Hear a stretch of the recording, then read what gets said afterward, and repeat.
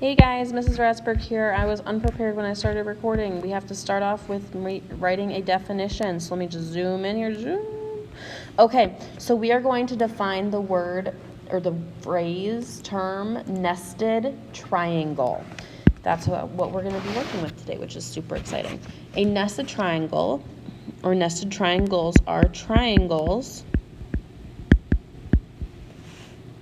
that share a common vertex.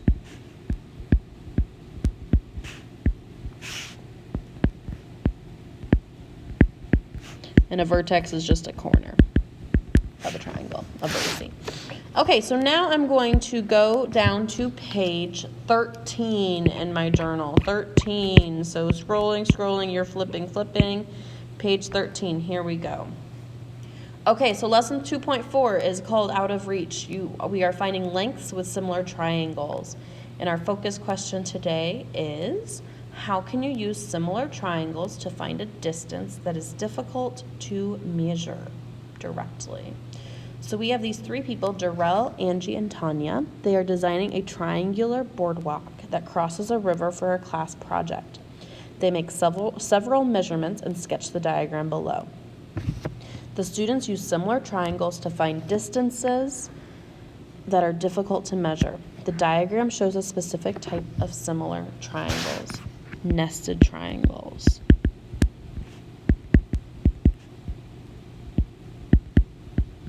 Which are triangles that share a common angle. So you can see these right here, right? So the angles that look like right angles are right angles. So this is a right angle and this is a right angle. How are the angles in the smaller triangle related to the angles of the larger triangle?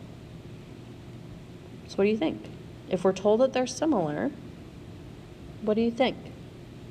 Yeah, the angles are the same.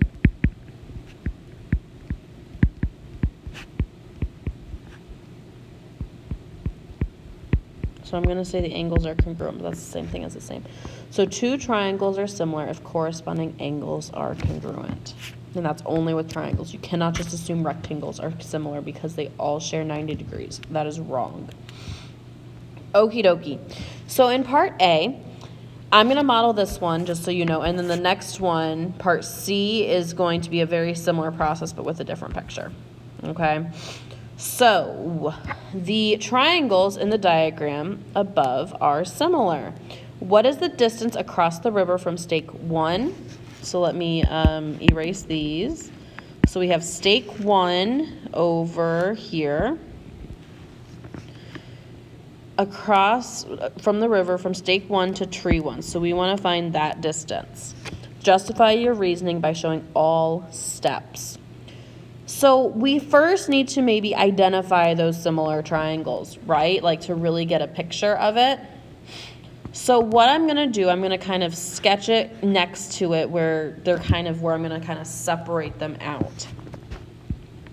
So here's my big one. You can't tell yet, but I'm going to label it. So we have some information. So we have 120 and an unknown value, and we have this 140. And then we also have this smaller triangle right here, and we know this is 80, and this is 120. And we don't know this other side length, but that doesn't matter. So what we really care about, we want to know this X number. But the way we can figure that out is if we find really not just that as X, so I'm going to kind of erase that. We need to find out what this total length is. That's what we don't know. That's our X. So we need to go from 80 to 140. We need to find that scale factor, right? And then whatever that scale factor is how we're going to get from 120 to X. So let's do that. We know we have to multiply to find a missing side length. We can just multiply the original side length times our scale factor. So let's figure out our scale factor. So 80 times some number is going to equal 140. So we're going to divide both sides by 80, excuse me. 80 divided by 80 is 1, so X equals, and then 140 divided by 80 equals 1.75. So that's our scale factor.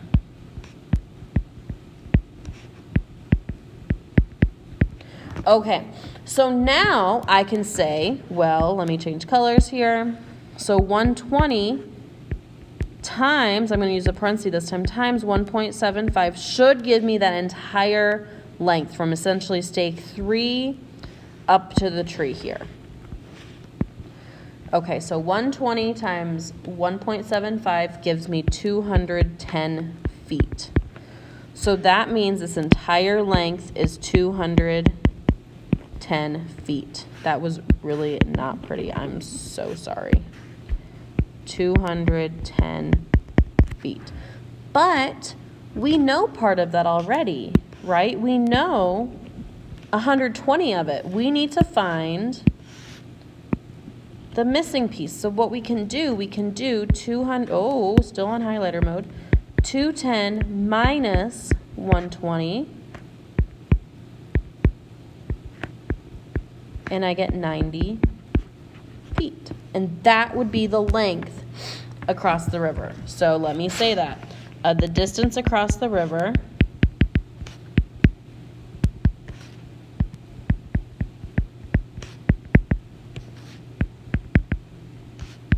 is 90 feet. Okay, so describe the relationship between the perimeter of the smaller triangle and the perimeter of the larger triangle. Well, you know the relationship because it's just the scale factor. And I don't know if we've actually talked about that yet. I don't think so, but I'm going to tell you now.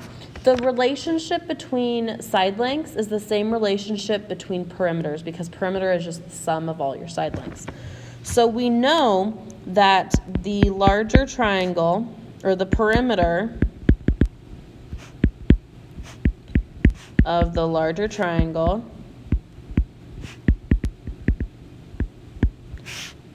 is, what's our 1.75? 1.75 times larger. There you go. Okay, so you are going to do part C.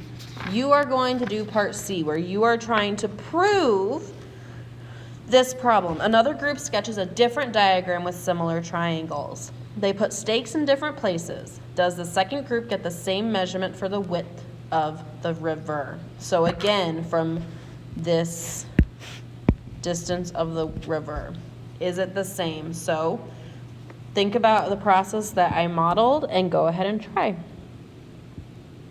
Okay, so hopefully you figured that out. You did some math and you figured out that first of all that our scale factor to get from 35 to 45 to 140 was 4. So our scale factor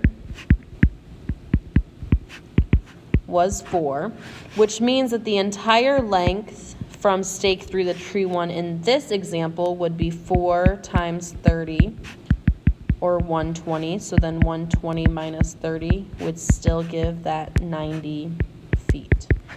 And so then to answer the question, does the second group get the same measurement for the width of the river? Explain. Go ahead and share or make sure you have an explanation. Okay, so I would say something around the lines of I get the same measurement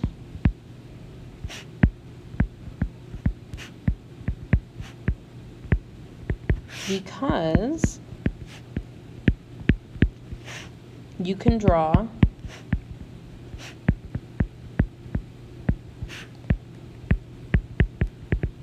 multiple nested triangles.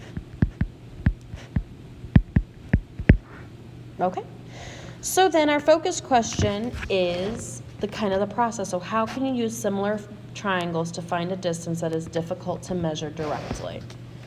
So first you need to identify a pair of corresponding side lengths.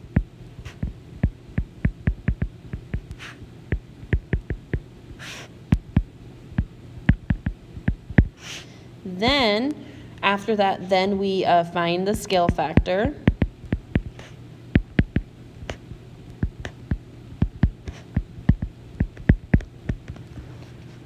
Multiply the scale factor.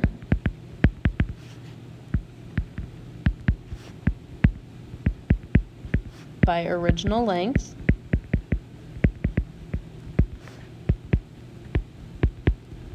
And finally, whoops, that's not what I wanted to do. And finally, subtract if necessary.